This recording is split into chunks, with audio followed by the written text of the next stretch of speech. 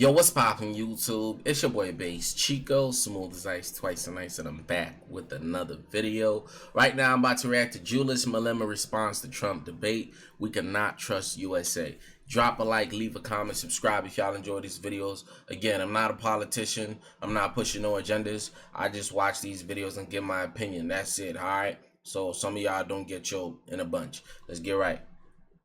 Honorable Malema.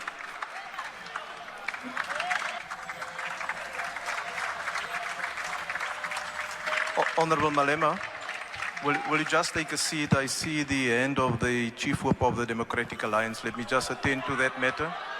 Now, order, honorable members. Let me hear the honorable member. Thank you very much, House Chair. House Chair, if I remember correctly, some years ago, a convention was established that a member cannot speak twice in a debate. I would just like your clarity. I would just like clarity on that matter from you. Thank you. Honorable member, may I refer to a debate on the budget vote of the President on the 31st of May 2023, where a ruling was made that the former member Shavambu be given another opportunity to speak using the remaining EFF time, and after discussion, the opportunity was granted. However, at the same time, the matter was referred to the Chief Whip's Forum for further discussion and then also possibly to the subcommittee and the Committee on Rules. That matter has not been resolved. However, let me also add that in terms of Rule 9, Sub-Rule 1, conventions and practices relating to the business of the House and its committees and forums are established by agreement amongst political parties and parliamentary office bearers and may be varied by agreement amongst them and reviewed from time to time as decided by the Rules Committee. This is thus a matter that the Chief Whip's Forum, Honorable Chief Whip of the largest party, should attend to, so that we then proceed in the 7th Parliament with a common understanding. In light of that, the Honorable Malema may proceed with his speech. All right, man, finally.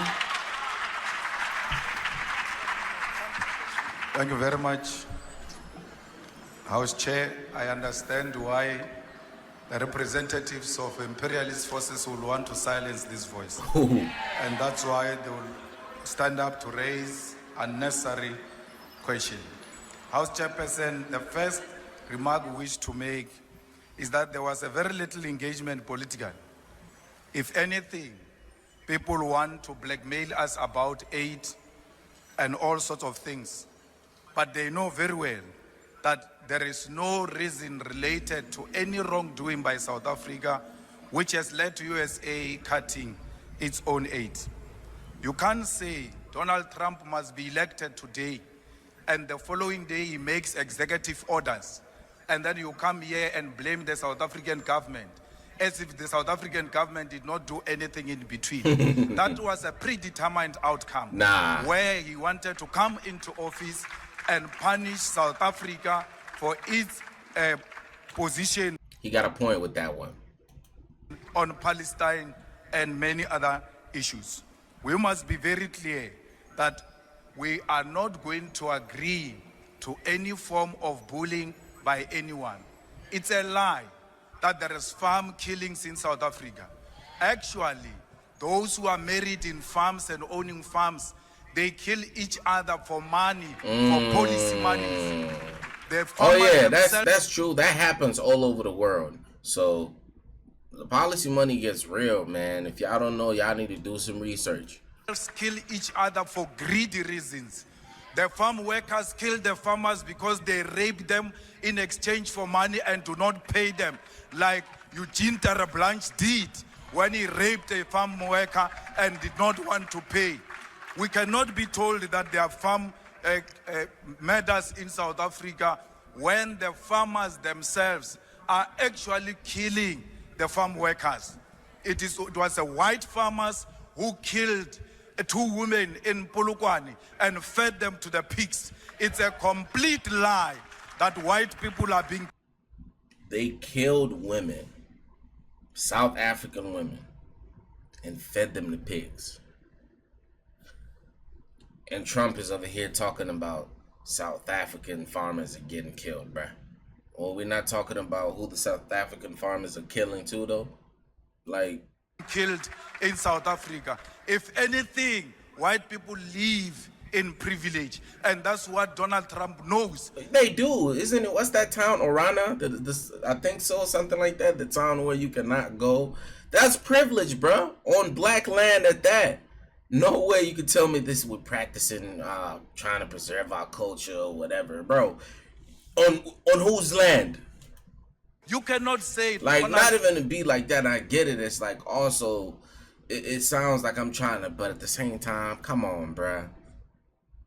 You go to Africa and you say this piece right here. No black African can come here, even though this land is in Africa. Like, that doesn't sit with me. And I've mentioned this in multiple videos and I'm gonna keep saying it. That blows my mind away, bruh. Like, we have our own community. You cannot come here, you cannot live here, you cannot work here, you cannot, like, yo. Trump is misinformed. They've got the best intelligence equipment in the whole world. They even have a military base. Like, you know what's crazy? I wonder if Africans can come to America and go to New York City, take over a whole neighborhood and be like, this is African land. You black, you Americans, you cannot come here. This belongs to me, the African man. Like, I wonder if that's possible, bro. Like, yo. Next to South Africa, in Botswana, to listen to every conversation we have.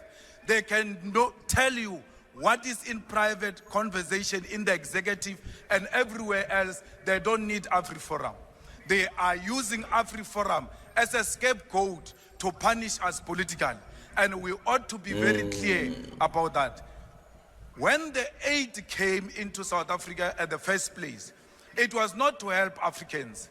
It was imperialist forces putting the aid into South Africa so that they can control South Africa and use that aid to always say to you, if you take a political stand against the imperialist forces, we'll always cut the aid.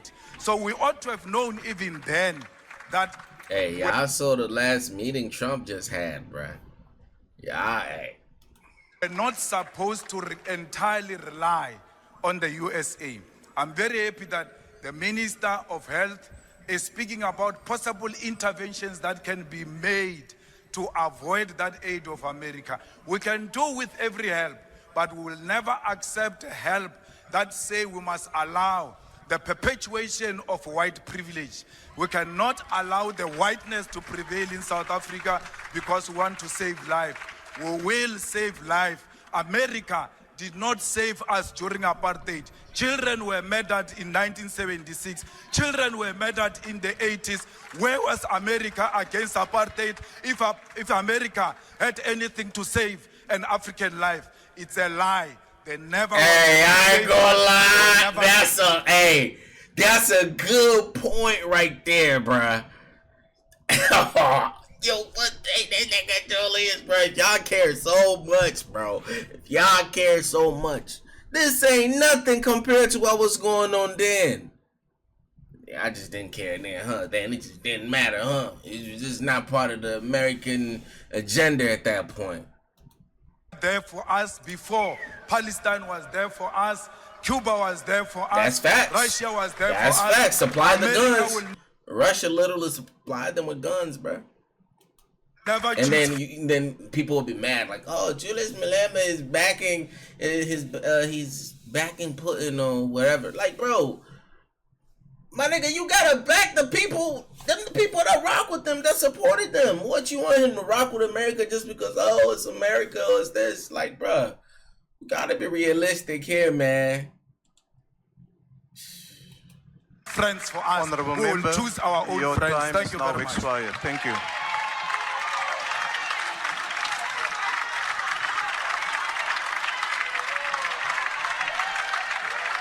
W. Julius Malema, man.